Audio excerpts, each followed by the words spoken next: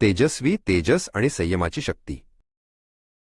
एका घनदाट जंगलात एक सुंदर गुरुकुल होते. तिथे तेजस नावाचा एक लहान मुलगा शिकायला आला होता. तेजस हुशार होता, पण त्याचे मन खूप चंचल होते. अभ्यास करताना किंवा खेळताना त्याचे लक्ष सतत इकडे तिकडे भरकटायचे.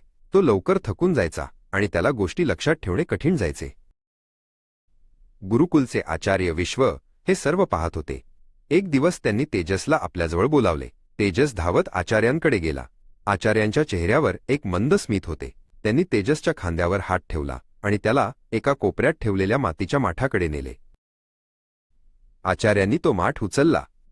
त्या माठाला खालच्या बाजूला छोटे छोटे छेद होते. आचार्यांनी त्यात पाणी ओतले, पण ते पाणी त्या छेदांमधून लगेच गळून जाऊ लागले. आचार्य म्हणाले, "बघ तेजस, या माठात कितीही पाणी ओतले तरी तो कधीच भरणार नाही, कारण यातली शक्ती गळून जातीये." तेजसने विचारले, "आचार्य, याचा माझ्याशी काय संबंध?" आचार्य म्हणाले, "तेजस, आपले शरीर आणि मन सुद्धा या माठासारखेच आहे. ब्रह्मचर्य म्हणजे केवळ शिस्त नव्हे, तर आपल्या शक्तीचा साठा करणे. जेव्हा आपण वाईट विचार, अवाजवी बोलणे आणि चंचलपणामध्ये आपली शक्ती खर्च करतो, तेव्हा आपण या माठासारखे रिकामे होतो." आचार्यांनी तेजसला ब्रह्मचर्याचे महत्त्व समजावून सांगितले. त्यांनी सांगितले की जिभेवर संयम, डोळ्यांवर ताबा आणि मनाची एकाग्रता म्हणजेच खरी शक्ती आहे. तेजसने ठरवले की तो आतापासून आपल्या शक्तीचा अपव्यय करणार नाही. त्याने दररोज सकाळी लवकर उठून ध्यान करायला सुरुवात केली. दिवसामागून दिवस गेले. तेजसने आता फालतू गप्पा मारणे बंद केले होते. तो फक्त सकस आहार घेऊ लागला आणि जास्तीत जास्त वेळ अभ्यासात घालवू लागला. तो दररोज योगासने आणि व्यायाम करू लागला, ज्यामुळे त्याचे शरीर अधिक बळकट झाले. लवकरच तेजसला स्वतःमध्ये बदल जाणवू लागला.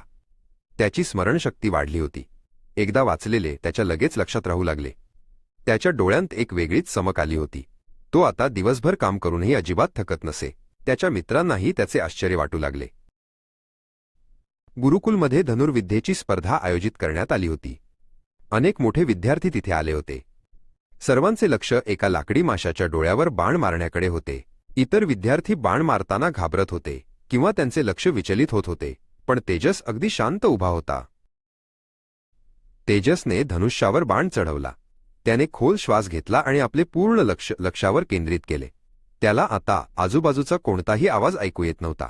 त्याने बाण सोडला आणि तो सरळ जाऊन माशाच्या डोळ्याला लागला. सर्वत्र आनंदाचा जल्लोष झाला.